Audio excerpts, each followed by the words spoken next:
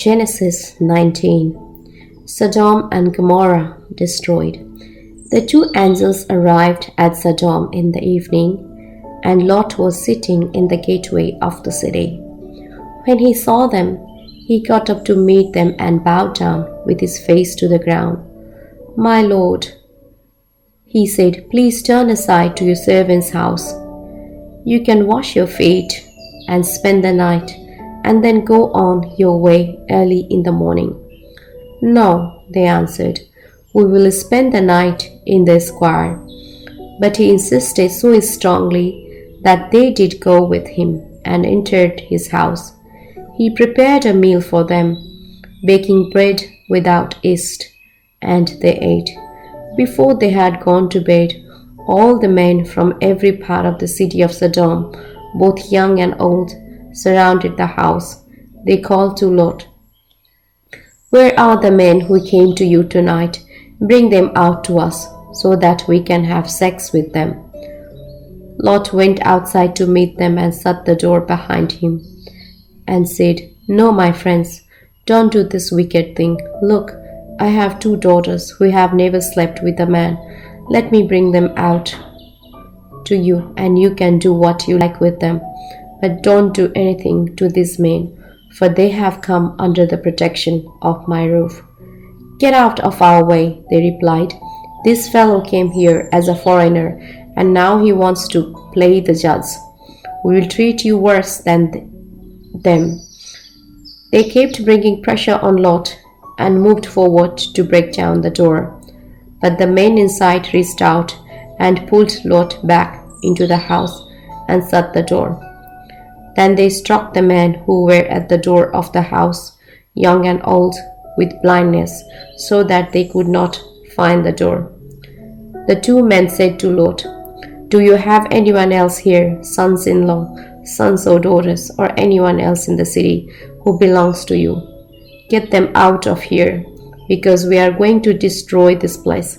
The outcry to the Lord against its people is so great that he has sent us to destroy it." So Lot went out and spoke to his sons-in-law, who were placed to marry his daughters. He said, "Hurry and get out this place, because the Lord is about to destroy the city." But his sons-in-law thought he was joking. With the coming of dawn, the angels urged Lot, saying, "Hurry, take your wife and your 2 daughters who are here, or you will be swept away when the city is punished." When he hesitated, the man grasped his hand and the hands of his wife and of his 2 daughters and led them safely out of the city, for the Lord was merciful to them. As soon as they had brought them out, one of them said, "Flee for your lives. Don't look back and don't stop anywhere in the plain. Flee to the mountains, or you will be swept away."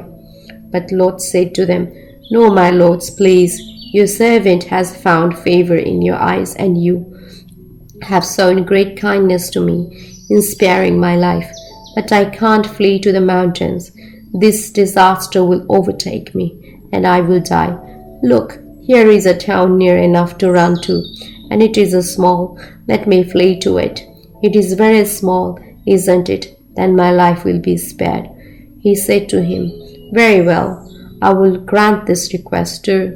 I will not overthrow the town you speak of, but flee there quickly, because I cannot do anything until you reach it."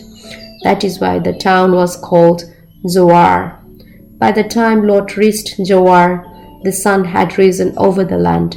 Then the Lord rained down burning sulfur on Sodom and Gomorrah from the Lord out of heavens.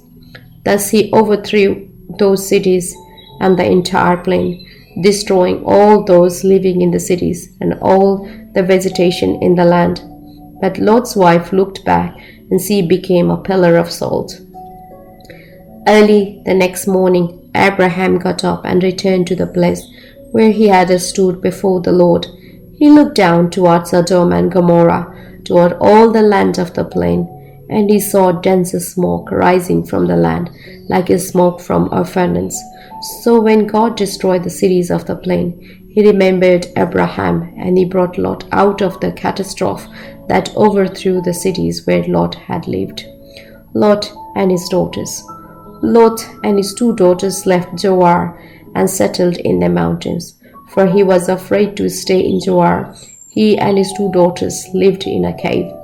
One day the older daughter said to the younger, "Our father is old, and there is no man around here to give us children. As is the custom all over the earth, let's get our father to drink wine, and then sleep with him, and preserve our family line through our father." That night they got their father to drink wine, and the older daughter went in and slept with him. He was not aware of it when she lay down or when she got up.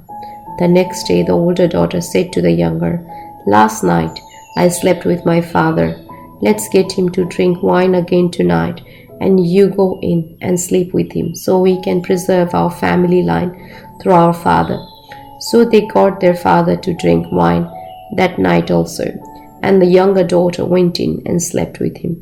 Again he was not aware of it when she lay down or when she got up.